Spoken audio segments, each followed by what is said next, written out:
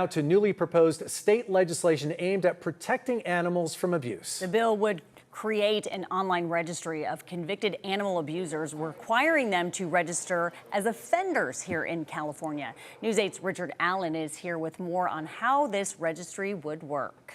Well, that's right, guys. This would be similar in some ways to the Megan's Law website for registered sex offenders, creating a publicly accessible online site that, in this case, would list adults who have been convicted of felony animal abuse, providing a useful tool for shelters, rescues, and just ordinary people to make sure that the animals that they're trying to adopt out are not placed in the wrong hands. Animals are vulnerable. They are completely reliant on us for protection. Democratic Assemblymember Matt Haney introduced this new legislation, AB 2344, which would create an animal abuse registry, an online resource which the California Department of Justice would run. And I was shocked to find out that when someone goes to a shelter, when they go to a pet store, when they go and find an animal online, that there is no way to know whether that person is a convicted felony animal abuser. The bill would require felony offenders to register for 10 years. The registry would list the offender's name, photograph, and conviction details. It's important that the public have access to this database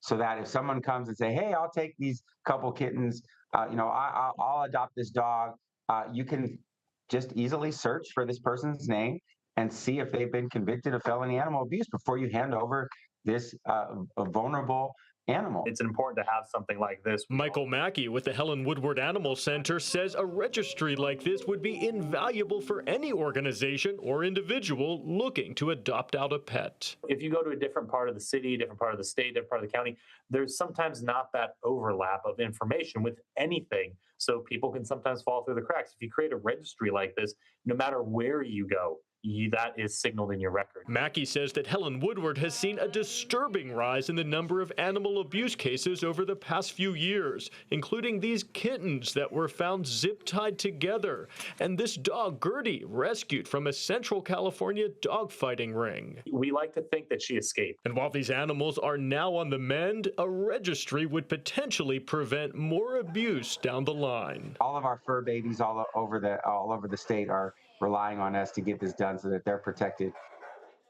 And AB 2344 would also create an animal protection fund that would help support the operation and maintenance of this registry, as well as local spay and neuter programs. So if ultimately passed by the Assembly and Senate and signed into law, it would actually be up and running by January of 2028. So they'd have some time to put this together. So this registry is using information, though, that's already publicly available, right? It is publicly available, but not easily accessible. Let's say you're a family whose dog or cat has a litter of puppies or kittens. You want to give them away or adopt them out.